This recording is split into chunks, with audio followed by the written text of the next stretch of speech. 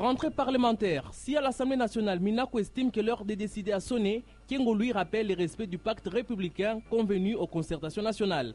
À l'armée des victoires, un culte d'action de grâce a été organisé ce lundi pour célébrer la libération du pasteur Coutinho. Antena, le journal, James Katamboa. Bienvenue à toutes et à tous et merci de vous joindre à nous pour cette session d'information sur Antenne, un intervenant dans ce journal. Il s'agit d'Eric Izami, journaliste à la rédaction d'Antenne et notre permanent au Parlement, précisément à la Chambre haute, au Sénat. Avec lui, nous parlerons justement de cette rentrée parlementaire qui a eu lieu aujourd'hui. Bonsoir Eric Izami. Bonsoir. Je te prends tout à l'heure. Juste le temps de passer ces reportages sur cette rentrée parlementaire. À la Chambre basse, cette journée d'ouverture a été marquée par les discours du président de l'Assemblée nationale, Aubin Minaku, qui a appelé les élus à des discussions constructives au cours du débat relatif à la modification de certains articles de la Constitution. Laïn Bofando Mbungu et Blaise Lunda pour le reportage. La session parlementaire qui s'est ouverte ce lundi à Kinshasa à l'Assemblée nationale est celle de tous les enjeux. Les Congolais ont les yeux tournés vers le palais du peuple où va se jouer l'avenir politique du pays. Pour le président de l'Assemblée nationale, c'est une session essentiellement budgétaire, mais qui sera appelée à se prononcer sur la modification de la Constitution. Une démarche initiée par la majorité, contestée par l'opposition, la société civile et une partie de la majorité. Qui se développe notamment sur l'organisation des futures échéances électorales, les élections locales, municipales, urbaines et sénatoriales, l'élection des députés provinciaux, l'élection des députés nationaux et la prochaine élection présidentielle. C'est un débat essentiel et incontournable. Ce moment-là est bien intégré. Le président de l'Assemblée nationale a en outre fait savoir que plusieurs défis restent à relever pour l'avenir de la République démocratique du Congo. Aubin Minaku a insisté sur les priorités qui seront inscrites au calendrier de la session budgétaire en faisant allusion notamment au projet de loi organique portant fixation des limites des provinces et de la ville de Kinshasa, le projet de loi sur la caisse des péréquations et enfin les projets de loi portant reddition des comptes du budget du pouvoir central pour l'exercice 2013. Par ailleurs, le Parlement, ce n'est pas seulement la fonction de légiférer, mais c'est plus celle du contrôle de l'action du gouvernement. À ce sujet, le président de l'Assemblée nationale a indiqué que le contrôle parlementaire à la Chambre basse du Parlement aura pour but d'évaluer la transparence dans la gestion de la chose publique.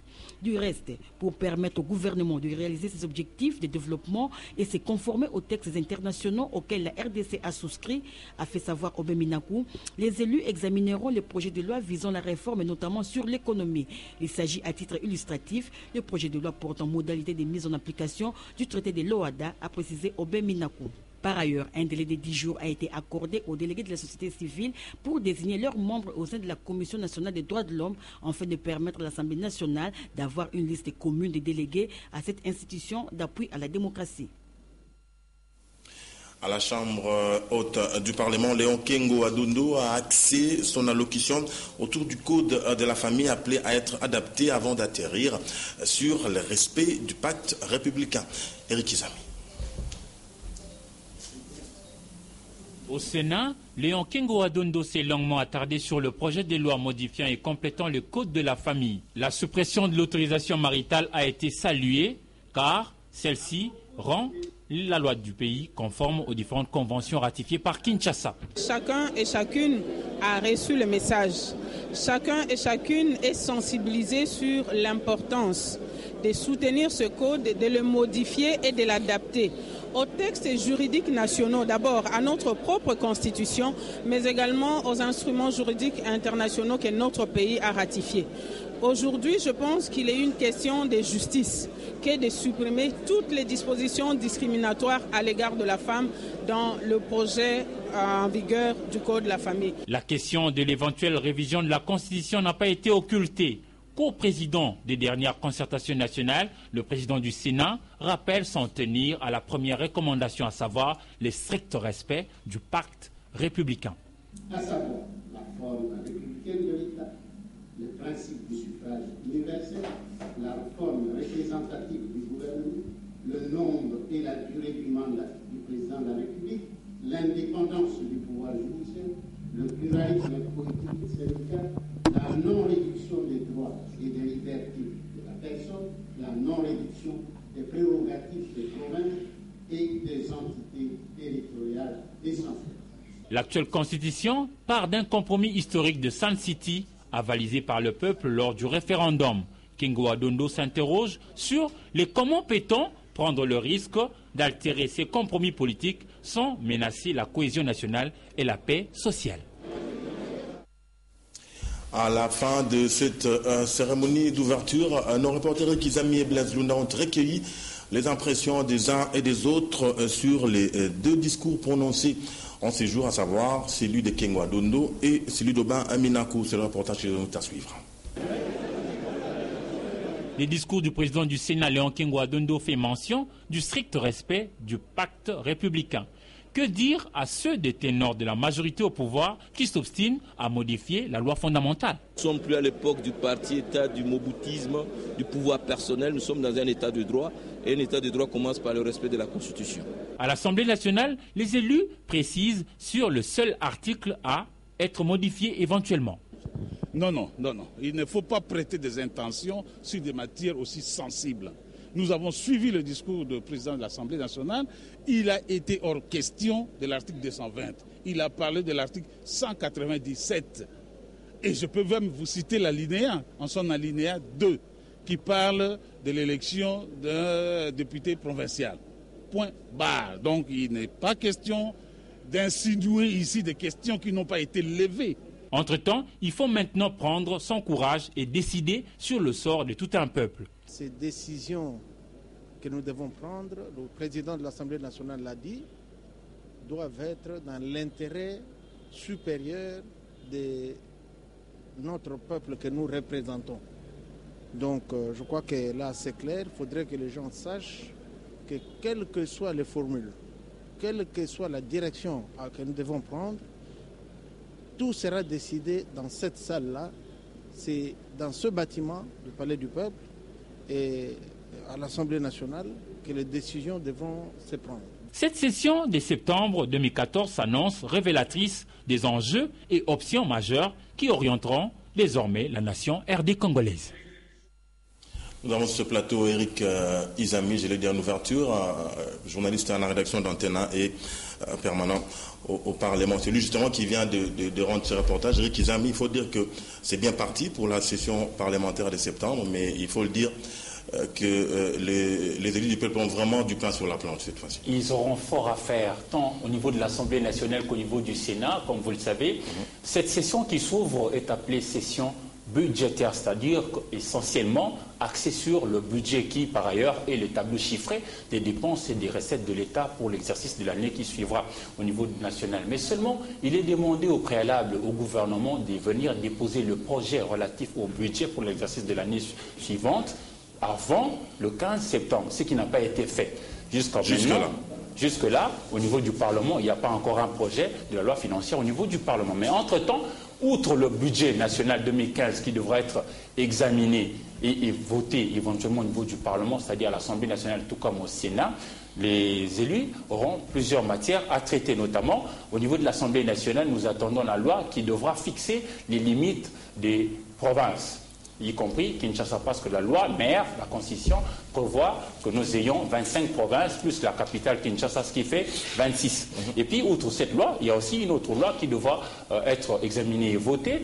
Celle-là va s'attarder sur la programmation de l'installation des différentes provinces à venir. Et puis, troisièmement, toujours au niveau du Parlement, on devra, cette fois-là, examiner et voter éventuellement également la loi portant sur la caisse des péréquations pour essayer un peu de juguler les écarts qu'il y a entre les différentes provinces de la République démocratique du Congo. En dehors de ça, on devra avoir les animateurs, par exemple, de la Commission nationale des droits de l'homme.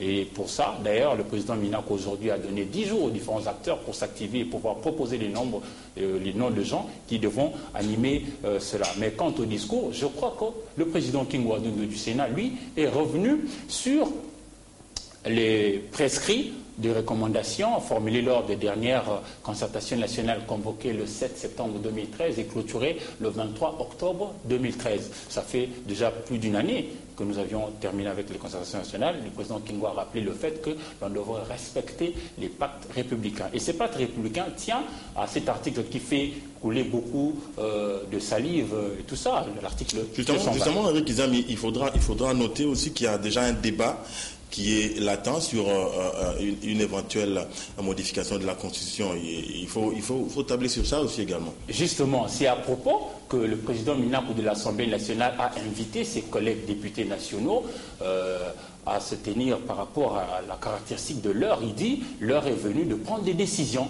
Lesquelles des décisions?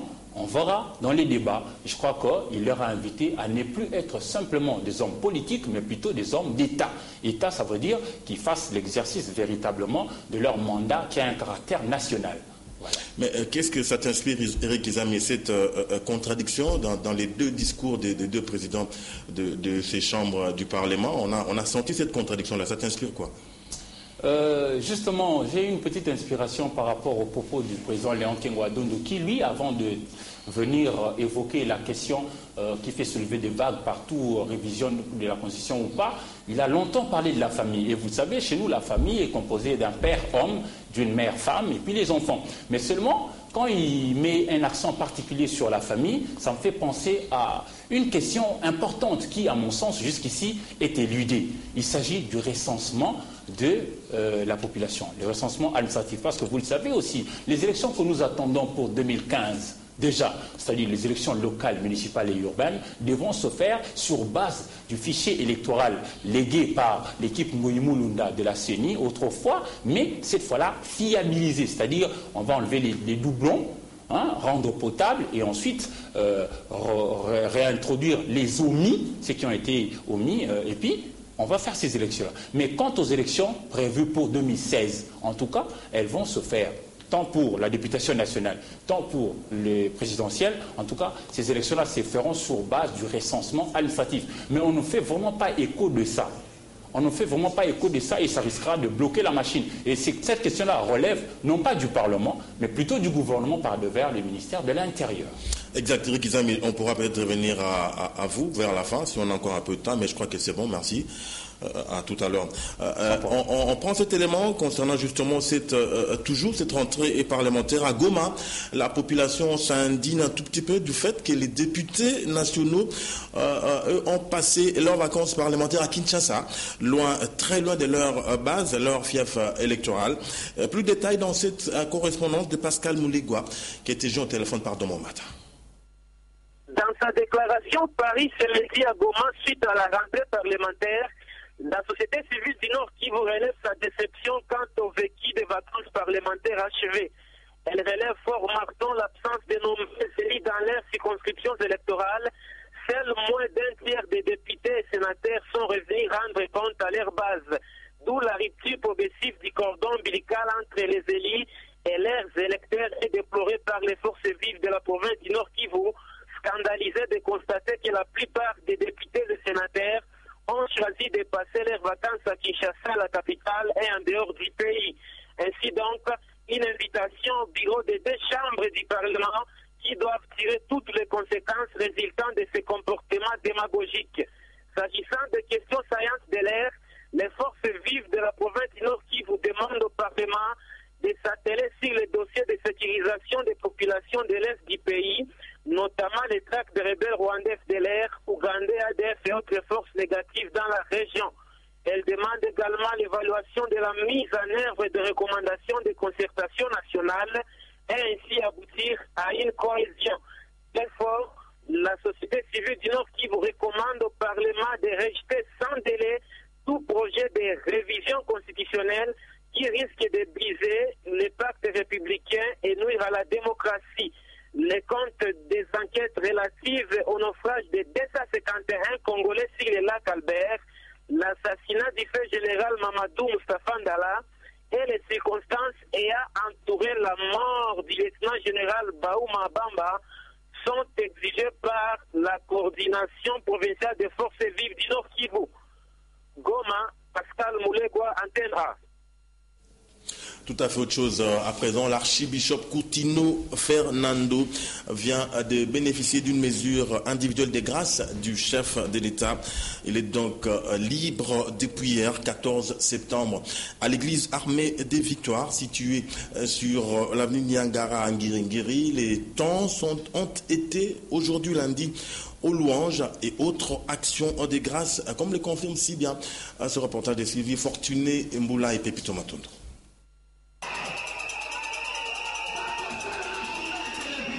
C'est une église en effervescence et pour cause, Coutinho Fernando est désormais libre. Après une longue détention au CPRK, l'homme de Dieu a en effet bénéficié d'une mesure individuelle de grâce du président de la République. Ce qui rassure les fidèles de l'église Armée des Victoires sont très Rehoboth pour qui rien n'est impossible à celui qui croit. Nous sommes dans la joie car Dieu a exaucé nos prières après un dur moment de preuve. Dieu a fait de grandes choses pour nous, seul lui mérite la gloire. Les impressions de reconnaissance et de remerciement à Dieu d'abord, le Créateur, et ensuite au président de la République, Joseph Kabange. Du centre de détention à la chaire, le passage ne se fera pas à l'immédiat, car celui que le fidèle appelle tendrement Papa Archi est affaibli par la maladie qui le terrasse depuis plusieurs mois. Et l'archevêque va reprendre ses activités à coup sûr.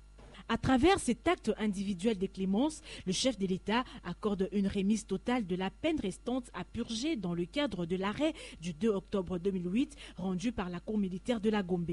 Pour rappel, l'homme de Dieu avait été mis aux arrêts pour détention et dissipation des armes et munitions de guerre et tentative d'assassinat sur la personne d'un autre serviteur de Dieu. Après Goma, rentrons encore un tout petit peu en province, plus précisément à Bukavu, pour prendre ce reportage sur cette manifestation des jeunes de l'UNC qui ont protesté contre la condamnation de Jean-Bertrand Ewanga. La jeunesse du parti des Vital Kamerhe exige la libération sans condition de leur secrétaire général. C'est un reportage de notre correspondant à Bukavu de la Chance Mitima. Un groupe de jeunes identifiés comme des militants et sympathisants du parti de l'opposition Union pour la Nation congolaise, UNC Sud Kivu de Vital Kamerhe, sont descendus dans la rue ce samedi 13 septembre. Ils revendiquaient la libération immédiate de leur secrétaire général Jean-Bertrand Ewanga, condamné récemment à Kinshasa à 12 mois de prison ferme. Ces jeunes ont brûlé des pneus sur la chaussée et distribué des insignes de l'UNC et des tracts portant mention « Libérer Ewanga ». Quelques jeunes militants exigeaient même aux conducteurs de véhicules bloqués sur les lieux d'afficher leurs réclamations sur les vitres de leurs engins en signe de compassion. Informés de la situation, le bourgmestre de la commune de Bagira, Antoine Bichokansinagnofi et quelques-uns de ses cadres de base sont arrivés sur les lieux pour calmer les manifestants, mais en vain. Il a fallu l'intervention de la police à Brasserie pour calmer la situation et rétablir la circulation à la normale sur la route nationale numéro 5. Notez qu'une manifestation similaire était en train d'être organisée au même moment à Chiriri, à la limite entre la commune de Kadutu et celle de Bagira. L'affaire qui oppose l'auditeur militaire général, ministère public et parti civil au général des brigades Koukouavou Boukande Jérôme, prévenu des viols, crimes de guerre et crimes contre l'humanité commis en Ituri dans la province orientale, est prise en délibéré le week-end dernier par la haute cour militaire. Et ce, après plus de 3 mois, au moins plus de 3 ans de procès. Confirmation dans ce reportage de Sylvain Kapombo-Bosengele. Au cours de cette audience, le ministère public, organe poursuivant, a requis la peine de 10 ans de servitude pénale principale avec des circonstances atténuantes à l'encontre du prévenu général Koukouavou au lieu de 8 ans comme proposé à l'audience précédente. Est-ce en rapport avec les infractions de viol, meurtres et crimes de guerre que le prévenu aurait commis en Ituri? Bien avant, la chambre 1 de la haute cour militaire sous la présidence du général-major Delphin Nyembo Yabouzilou avait pris l'affaire en délibéré après avoir suivi avec une attention soutenue les répliques et contre-répliques des parties au procès. Devant le prétoire, La partie civile a justifié sa demande, sollicitant de la Cour le paiement par l'ex-président de FAPC la somme de 50 000 $ américains à chacune des victimes de viols, ainsi qu'aux familles éprouvées à titre de dommages et intérêts pour les préjudices moraux et physiques qu'elles auraient subis. Clamant l'innocence de son client, la défense a demandé qu'une justice équitable lui soit rendue. La Cour a pris acte de toutes ces requêtes lui soumises. Elle a promis de rendre son verdict dans les délais prévus par la loi, c'est-à-dire après 8 jours. Le trafic des êtres humains prend de plus en plus de l'ampleur. Tenez, la Direction générale des migrations a présenté ce samedi 13 septembre un groupe de 7 enfants kidnappés en RDC pour être amenés des forces aux États-Unis. La DGM a mis la main sur un homme et 2 femmes appartenant à ce réseau à Kinshasa et à Lubumbashi. Nadia Koulenfouka et David Tembeni pour le reportage.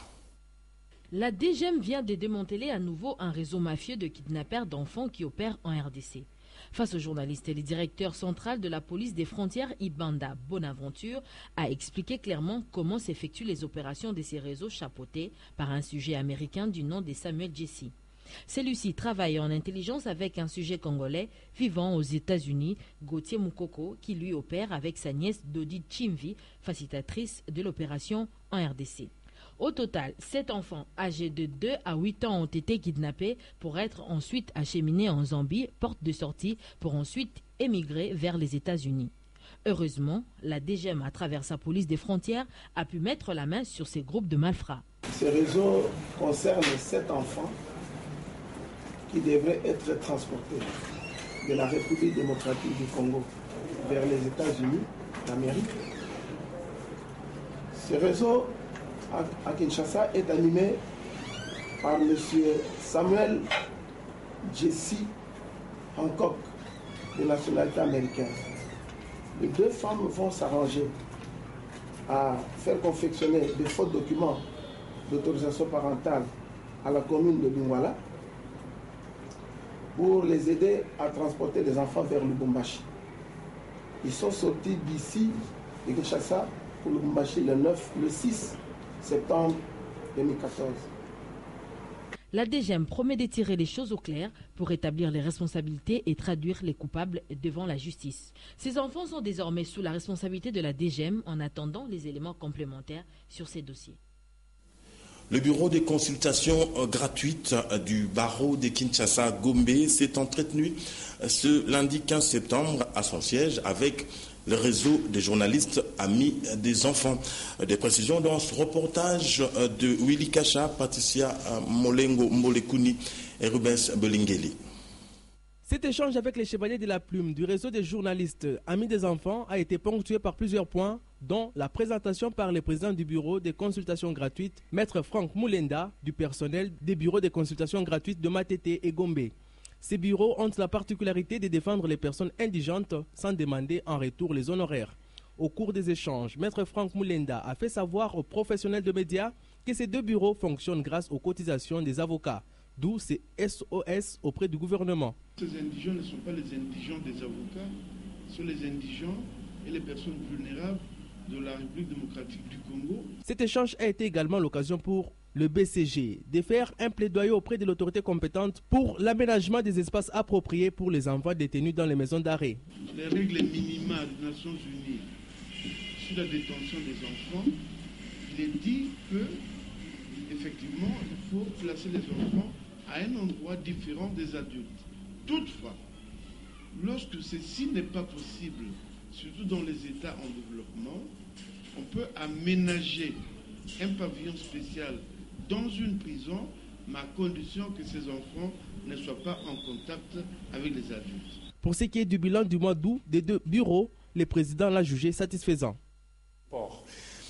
Alors faisons un tour à présent à la primature pour prendre cette information sur la troïka stratégique de ce lundi qui s'est penchée sur la situation économique internationale et nationale. Il en ressort qu'en international, le contexte reste marqué par une croissance qui est faible. Le Premier ministre a également eu une séance de travail avec les ministres de Transport, Sylvie Fortuné Mboula et Anne-Marie Ossita. La question de la reprise du trafic fluvial par le bateau ITB Kokolo a été au cœur des échanges entre le Premier ministre et le ministre de Transport et Voies de Communication. Les deux personnalités ont fait l'évaluation de l'avancement des travaux de réhabilitation de la flotte fluviale exécutés sur la conduite de la SCTP. À la suite de l'essai technique que nous avons eu le samedi, et les conclusions sont telles qu'on peut considérer qu'à 90%, 99% peut-être, ces travaux ont réussi. Évidemment, il va encore falloir procéder à d'autres essais techniques pour valider l'ensemble du projet du point de vue technique. En ce qui concerne la situation économique au niveau international, il faut noter qu'elle est marquée par une croissance relativement faible et fragile, ne permettant pas une avancée notable sur le plan de la création d'emplois. Dans ce contexte-là, on note que les évolutions au niveau notamment des cours des produits de base qui nous intéressent sont globalement assez négatives. Le cours du cuivre est en baisse, celui du cobalt a baissé également au cours de la dernière semaine. Le cours de l'or est également baissé. En même temps, on note qu'il y a des produits comme le pétrole, dont nous sommes importateurs nets, dont les cours ont également baissé, ce qui est une bonne chose. Et en même temps, les produits agricoles comme le maïs, le blé, le riz, les cours ont également baissé. Ça, c'est le contexte international. Par ailleurs, le chef du gouvernement a instruit clairement la reprise du trafic ferroviaire qui Tambo Gare Centrale d'ici la fin de l'année. À Canal+, toujours soucieux d'honorer ses engagements vis-à-vis de sa clientèle. Ce lundi 15 septembre, cette entreprise de télédistribution a remis des prix aux lauréats de la Tombola Canal+. La cérémonie s'est déroulée à la direction générale des Canal+ RDC à Gombe. Un reportage Africa Mujinga et Pépito Matondo. Dans le cadre de la tombola organisée depuis le 23 août 2014, Canal+ RDC a procédé, après le premier tirage, à la remise des prix aux lauréats. Nous avons eu 37 gagnants pour ce tirage-ci, 2 gagnants qui ont gagné des télévisions écran plat, 4 gagnants qui ont gagné des pompes électrogènes et 31 gagnants qui ont gagné des cartes d'abonnement Canal+ et chaîne Canal. La procédure est simple et transparente. Il suffit de se réabonner pour les anciens abonnés et pour le nouveau, il suffit de venir se procurer un kit plus un abonnement à l'une des formules d'abonnement que nous avons. Il n'y a pas de tricherie. En présence évidemment d'un huissier de justice et des membres du ministère des Sports et Loisirs. Pour les lauréats, c'est un geste d'encouragement et de fidélisation. Je suis très contente pour mes amis et au nom de mon père, je remercie Canal+.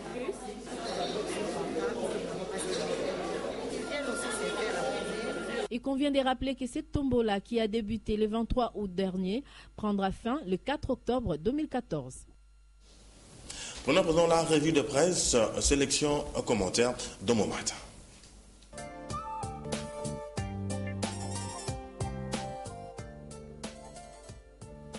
Bonsoir. Les journaux qui n'ont ont-ils joué sur la même note? Nous allons les découvrir. Ouvrons le bal avec l'avenir. Reprenant une mélodie angélique, le journal fait savoir que le chef de l'État, Joseph Kabila, a gracié le pasteur Coutinho. À travers cet acte individuel de clémence, le chef d'État accorde une remise totale de la peine restant à purger dans le cadre de l'arrêt du 2 octobre 2008 rendu par la Cour militaire de la Gombe. Le phare revient sur les refrains de politique congolais de ces derniers temps. La révision constitutionnelle ou le changement pur et simple de la loi fondamentale. La consoeur estime que les travaux de la session parlementaire d'octobre qui s'ouvre ce lundi 15 octobre vont de toute évidence être gravement parasités par cette question qui perturbe la vie de la nation depuis de nombreux mois. Jouant sur la même note, le dépêche de Brazzaville révèle que les esprits avertis redoutent une onde de choc susceptible de renverser les tendances à l'hémicycle.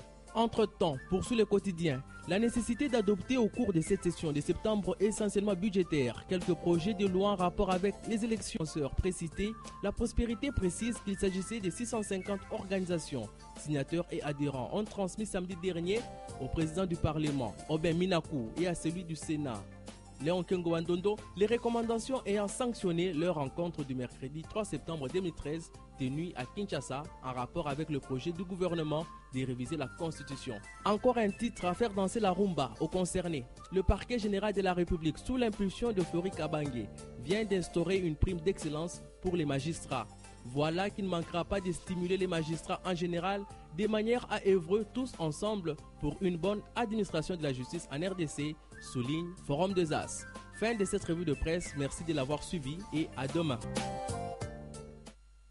Voilà, Eric Izami était avec nous sur ce plateau pour parler de cette rentrée parlementaire. La suite des événements, tu as une idée? Comment ça se passe? Nous allons attendre les décisions qui seront prises au niveau du Parlement. Je veux dire l'Assemblée nationale d'un côté puis le Sénat de l'autre. Le président Minakou a dit par ailleurs que l'heure est venue pour prendre des décisions qui devront assumer et encadrer par la suite. Attendons voir.